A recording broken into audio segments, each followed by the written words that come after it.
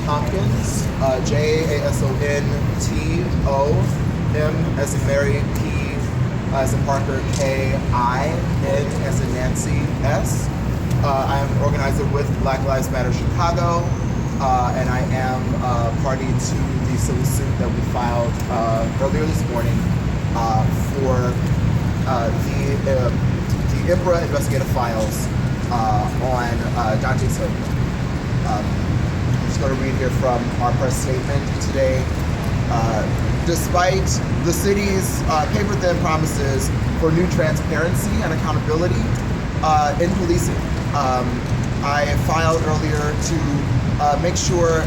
suit earlier today to make sure that the Independent Police Review Authority comes forward with the investigative files that I requested back in November.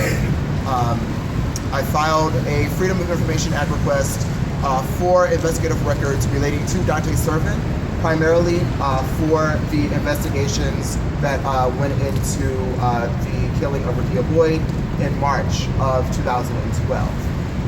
This was back in November again when I filed. I heard back from Wendy Lease, who was the staff attorney with IPRA, that the request was too broad and, quote, unduly burdensome, and that they could not fulfill the request. In fact, they were protected by the FOIA Act in not fulfilling that request. I felt that these were grounds for a lawsuit, and so that's why we're here today. It's also important to point out that the Cook County State's Attorney's Office completely had full possession of IPRA's investigative file on Servin when they prosecuted him in the criminal trial and brought involuntary manslaughter charges upon him. As most people hopefully are aware, this was back in April, and Judge Dennis Porter acquitted Servin, arguing in a directed verdict that the killing of Rekia Boyd was intentional.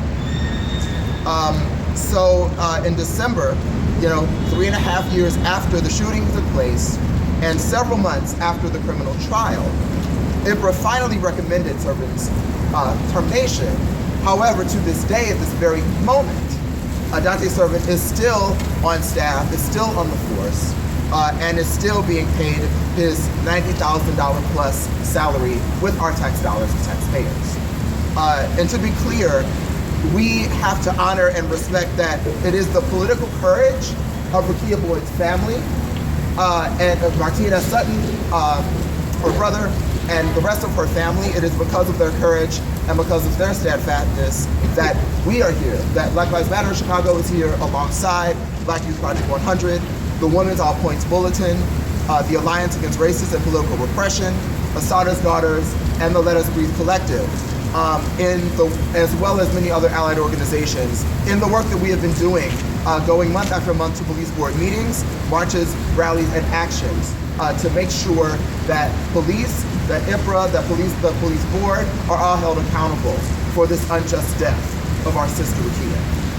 It is because of the courage politically of this family that precipitated the resignation of former IPRA chief Scott Ando and the appointment of Sheriff Fairley, who is now in office as of December. As the suit notes, there is tremendous public interest in knowing whether IPRA should have previously disciplined Servin. It is likely that the legal defense funding that the city has recently allocated fighting other FOIA requests and cases far exceeds the labor costs necessary for IPRA to comply with this one request. IPRA is literally arguing that this information isn't important enough to justify 2 weeks of work. I'm being represented legally by Matt Topic with Lovey & Lovey, which of course is the law firm that was behind the FOIA suit to release the comment without obtaining. At this time, I just want to step back and make sure that we center the family of Rekia Boyd, Martina Sutton.